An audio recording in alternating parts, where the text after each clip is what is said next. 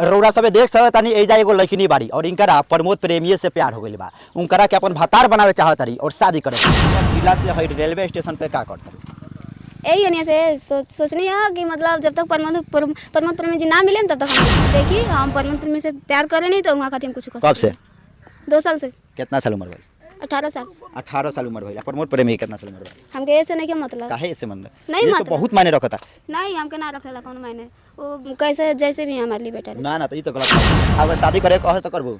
हाँ जब प्यार कर तो शादी करे खातिर न कर उनकरा से के मानिला दिलवा के राजा कहेला दे तनी हमारा के साजा रवा के मानिला दिलवा के राजा कहेला दे तनी हमारा के साजा जान से ज्यादा करी रहुआ से प्यार जान से ज्यादा करी रहुआ से प्यार ए जी पावर स्टार हम बानी रेडी का तू बनब भता। रौरा सबे देख सकतानी एजा एगो लड़किनी बाड़ी और इनकरा प्रमोद प्रेमी से प्यार हो गइल बा। उनकरा के अपन भतार बनावे चाहतारी और शादी करे चाहतारी। देखी ई कुशीनगर से बाड़ी अभी हम इनकरा के गोपालगंज के रेलवे स्टेशन पर पकड़ लेले बानी और जाने के कोशिश करतानी ई का ई कुली कर रहल बाड़ी काहे बेइज्जती करवावतरी अपन। देखी इहे उ लड़किनी बाड़ी आप सबे ध्यानपूर्वक पहले देख लिया। हम कैमरा मैन से कह कि एक बार ई लड़किनी के अच्छा तरीका से फोकस करके दिखा दिया जा पूरा जूम करके फोकस कर जा। इहे उ लड़किनी बाड़ी का नाम पड़ी था? हमारा नाम सिंगर संध्या सरगम है। कहाँ से आइल बाड़ू? कुशीनगर जिला से। कुशीनगर जिला से है रेलवे स्टेशन पे का करता यही है से सोचनी है कि मतलब जब तक प्रमोद प्रेमी जी ना मिले तब तक हम यही जुड़े। ई कोनो बात थोड़े भइले प्रमोद प्रेमी जी ना मिले तो हम रेलवे स्टेशन पर रहब। हाँ हम यही जुड़ा यही जा रहे के विचार बन गइल बा। हाँ। देख ली प्रमोद प्रेमी जी यदि देखत हो गए तो देख ली खटिया उटिया बिछा के यही जब सुती हन आ इहे रेलवे स्टेशन पर रही हन कुछ होई तो ओरा समझ जाए का जी। तो ई मतलब कहाँ से विचार आइल कि हम प्रमोद प्रेमी से यदि प्यार करब चाहे यही जा रहब ई रेलवे स्टेशन पे तो प्रमोद प्रेमी हमके मिल जाइयन। हम देखिए हम प्रमोद प्रेमी से प्यार करे नहीं तो वहाँ खातिर हम कुछ कर। कब से? 2 साल से। कितना साल उम्र भइल? 18 साल। 18 साल उम्र भइल। प्रमोद प्रेमी कितना साल उम्र भइल? हमके ऐसे नहीं क्या मतलब काहे ऐसे मन नहीं ये मतलब तो बहुत मायने रखता नहीं हमके ना रखेला कौन मायने वो कैसे जैसे भी हमारे लिए बेटा ना तो ये तो गलत बात बा। अगर मतलब इनकरा कहे का मतलब बा कि हमू कोनो बूढ़ औरत से यदि हम शादी कर ली तो एज का हम मतलब ओइमे ना देखब तो कोनो मतलब ही नहीं के माने एज प्यार में एज देखले ना जाला ना देखल जाला ना देखा जाता है। उ कैसन बारन बताओ। प्यार अंधा होला प्यार केहू से हो सकेला। केहू से हो जाई? हाँ कोनो एज में केहू से हो सकेला। तो हई देखी प्यार एगो अंधा होला कोनो जात पात ना देखेला आ केहू से हो जाई एज कोनो होई कोनो भी मायने नहीं रहत। एगो 18 साल के लड़किनी के 35 साल के आदमी से प्यार हो जाता तो ये सोचे वाला बात बा। कहीं ना कहीं हमनी के कुछ पल के लिए सोचल जाए बात के कि का ऐसा हो सकत। अच्छा अगर शादी करे कहे तो करबो? हाँ जब प्यार कर लेबनी तो शादी करे खातिर न कर लेबनी उनकरा से।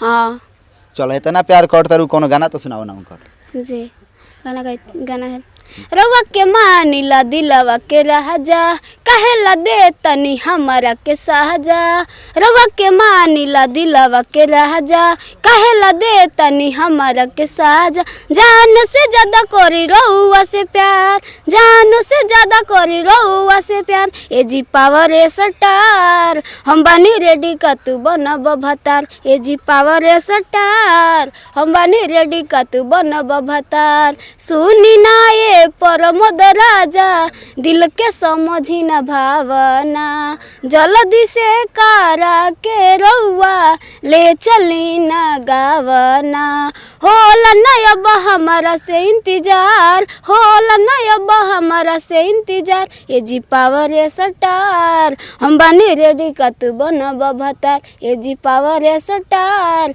हम बानी रेडी का तू बनब भतार। काजी प्रमोद प्रेमी जी है सुन ली भतार बनावे के पूरा ही कोशिश में लागल बाड़ी आ लागता कि शादी रोड़ा करही पड़ी लेकिन पावर स्टार अपन पवन सिंह है तो यहाँ कोई ऐसा हो गई नहीं हमरा नजर में हुए बानी जौन सी बानी। हाँ लेकिन केहू तो कहने के सको जी प्रमोद प्रेमी पावर स्टार हमके दुनिया के कहले से थोड़ी मतलब है। अपना तरह से मान लेम जे पावर स्टार काहे बनाए वो हमारे हस्बैंड है तो हमारे लिए पावर स्टार है। ना नहीं तो गलत बात बा। हमने तो पवन सिंह के पावर स्टार माने नहीं जा और आगे भी चल के पवन माने सिंह मैं नहीं बोल रही हूँ, पवन सिंह पावर स्टार में ये नहीं बोल रही हूँ, वो है। और देखिए ये भी है, मैं देखिए क्योंकि पवन सिंह भी किसी के साथ विवादी नहीं किया, प्रमोद प्रेमी भी किसी के साथ विवादी नहीं किया, इसलिए मैं इनको पवन सिंह के बराबरी में मैं गिनती ये तो गलत बात बाकी पवन सिंह या तो फिर प्रमोद प्रेमी लोग ई जे बा ई भोजपुरी के कलाकार ई विवादित में ना आओ लोग, ये तो गलत बात है। कौन तो चीज के विवाद किए हैं? बहुत बात के विवाद बा, कौन चीज के विवाद बा?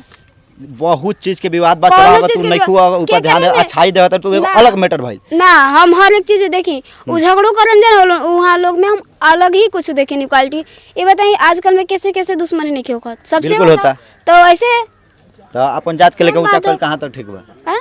अपन जात के लेके ऊंचा बात कहल ई कहाँ तक ठीक बा? जात पात से हमके फर्क ना पड़ता है। पहला नंबर वो जैसे भी हैं, मैं उनकी जात थोड़ी हूँ, कौन जात हो? चौहान हूँ।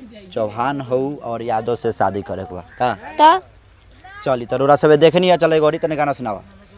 गाना गाई थी एक, जदि दारू शराब नहीं पियब पापा 100 साल जियब, जदि दारू शराब नहीं पियब पापा 100 साल जियब, पहले से ज्यादा गोइल दुबराई, बीड़ी सिगरेट छोड़ खा रसमलाई, अलग कोहल के यात्रा न लिहब पापा 100 साल जियब, जदि दारू शराब नहीं पियब पापा 100 साल जियब।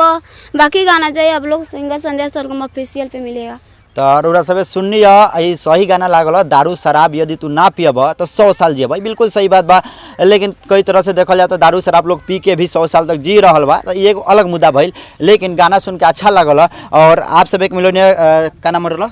सिंगर संध्या सरगम। सिंगर संध्या सरगम से। और अभी हम रनिया ई गोपालगंज के रेलवे स्टेशन पे, हम अपन कैमरामैन से कहब कि एक बार दिखा दी, हो जा बोर्ड भी लागल बा गोपालगंज के, और यही जा हम रनिया और यही जा लेकिन भेटा गई बाड़ी।